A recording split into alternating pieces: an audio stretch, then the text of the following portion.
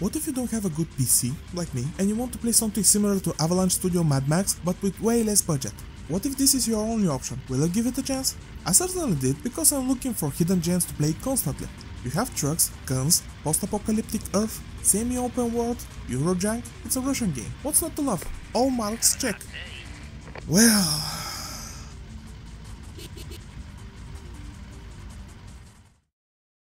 In the distant future, the Earth is devastated from a cataclysm. Life on the planet was almost extinct, but thanks to the unknown genius, people stood a chance. He developed breathing masks so humans can reclaim Earth once more. But the masks have other effect. They united people and give them strength to fight for the future. They start building settlements. Little by little, established trading routes, jobs like miners, farmers, traders are in demand. People start forgetting the horror of the cataclysm. But human nature can't be changed. A new threat has emerged. A dangerous and charismatic man named Axel has risen to power. He made a cult around his persona as a messiah who, according to the rumors, have in him the divine seed that gives eternal life. More and more people start following him, wanting the seed. Those who oppose are being conquered. But there is a prophecy. It was foretold that a young man on his 18th birthday will challenge Axel for his throne. You are the chosen one. You have to stand up to Axel in an ancient ritual of measuring the cedars. I'm messing with you. The story is quite different from what I described. I couldn't resist doing it. You'll know in a second why. The game actually starts with a great sounding narrator. One thing is sure. The thing that saved all humans was a face mask.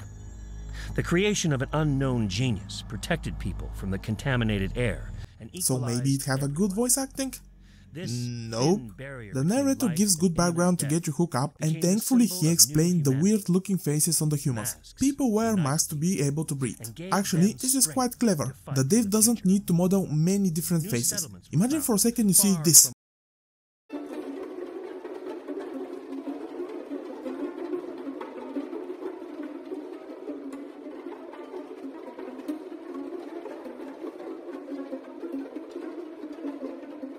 Bam! Without any explanation. What would you think? Me? Weird sex cult. Just look at those masks. They give me the chills. On with the story. For real this time. When you become an adult, your father gives you your own truck as a present and permission from him to drive alone and do whatever you want. By hearing this, the main character gets really excited. I cannot believe it. I'm finally allowed to drive alone. But first you have to make a delivery to the nearest town, which looks more like a fortress. Just when you're about to enter, a woman named Alice tries to ram you. She asks from you to show her around, to take her to a couple of villages. You accept, of course. You show her a couple of villages and it's obvious she's looking for someone or something. Alice asks you if there is other places and you point her to your village. She says you're slow and dump you. I'm tired of following your slow car. From now on, I will go alone. Here's your reward. Bye. She's so fast. I gotta go home. You can guess what happened next. On your way back to your father, from far away you notice that everything is burning. All people are dead, including your father, and you swore to avenge everyone. I can't believe my eyes.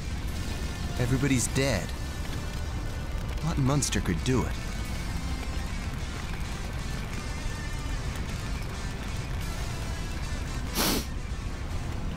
There's only one thing I can do. Avenge. I will find you, murderer.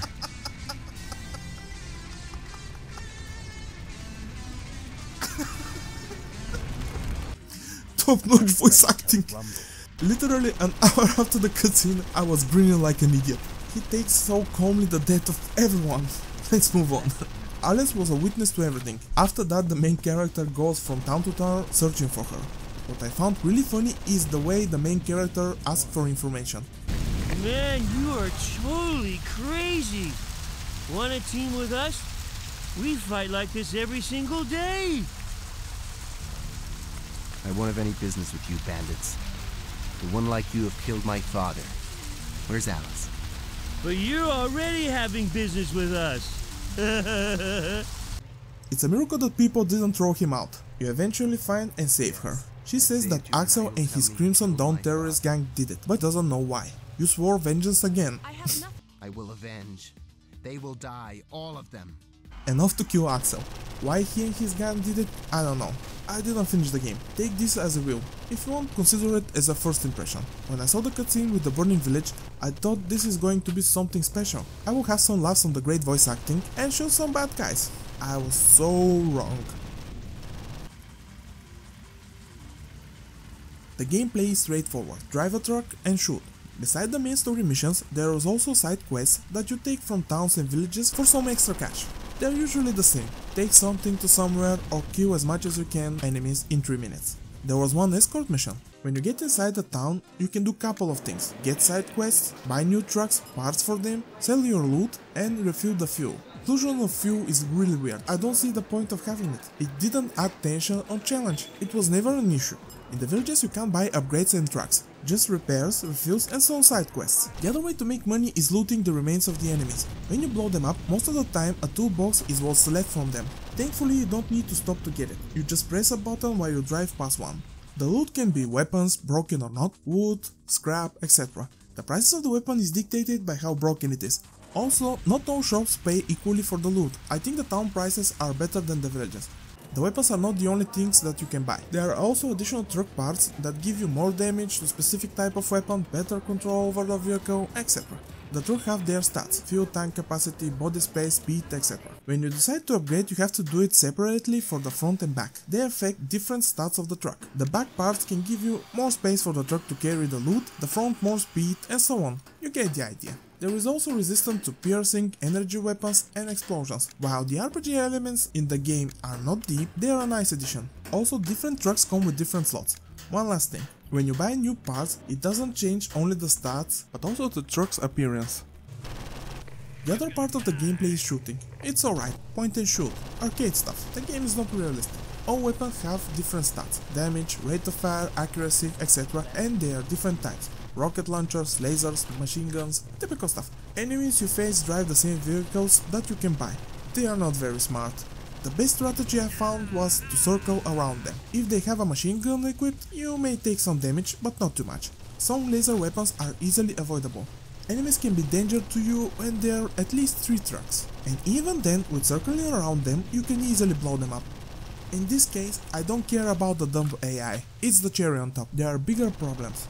The first is that it got boring really fast. I think the enemy placement is predetermined, and once you get rid of all of them, others don't spawn, which led to driving along from point A to point B without getting in a fight or see something interesting. This reminds me of the quest you will get from almost every place.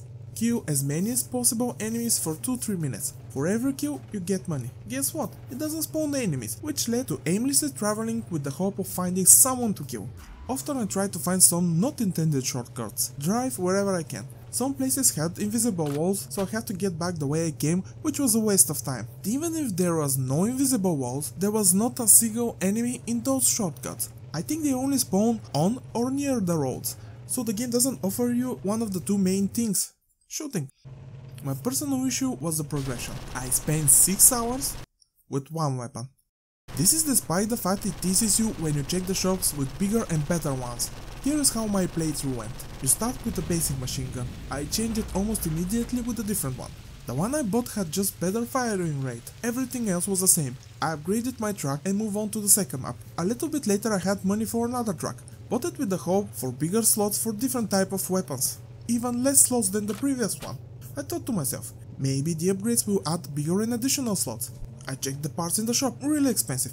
Okay, some grinding, more side quests, I'm fine with that. There are not enough side quests and not enough encounters on the road to make some money to test if my theory was right. Eventually I reached a map that enemies were equipped with lasers. This was 6 hours into the game and I just got bored. I was not progressing at all. Until then I've been on 4 maps and I saw that there were 3 more but not yet unlocked. Maybe there are even more, but I'm not planning to see if that's the case. Also, there is no fast traveling, so if you need to go from this map to this, you'll be doing this, just driving slowly and nothing else. How is this fun?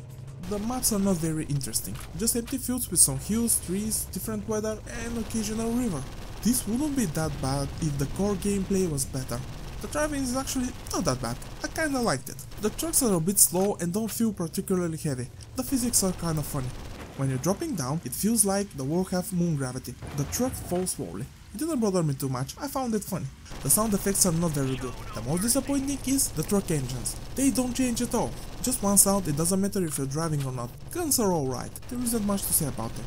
Music is weird and it doesn't fit the post-apocalyptic world. You'll be hearing the same tracks over and over again. Eventually I put down my headphones and played without the sound. What I really found funny, because it was so bad, was the one-liners, more specifically the attempts for one-liners. They are delivered without any emotion or at least trying to sound cool. My favorite being, Your ass is grass. I didn't experience any major bugs. I got stuck in the scenery a couple of times. One of those times I couldn't get out even with the convenient get out of difficult places button, so I had to restart my last save. Speaking of saves, I saved often because of this. According to some reviews on Steam, the game have intriguing sci-fi plot with some twists and various ways to go through the game. 2 starting quest lines, non-linear solutions in every big chain mission in every game area, and 2 endings with 2 different boss fights and outcomes. That actually sounds really cool if it's true. I'm not planning to verify it. What I can confirm was a difference in a cutscene. When I got back to my village, I found everything burning and everyone dead. Before start writing the script, I checked a couple of YouTube videos. The scene played almost completely different. The father was dying and gave a letter which he wrote that you were adopted and to find some person.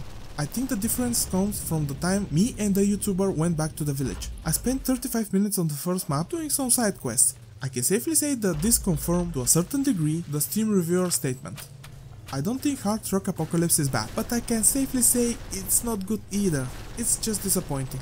I really like the setting, the idea of Mad Max-like world, but the execution was not good. I don't mind the grinding, but I couldn't even grind. I see that other reviews pointed the same problems as me, but they like the game. I guess different taste and tolerance. I'm usually very tolerant, but 6 hours without changing a weapon is a bit too much for me. Because there was a lot of people liking the game, I'm gonna suggest the following. Buy it on sale if you think you may get something out of it. It's often around 49p. There is a standalone expansion, but get it if you like the base game.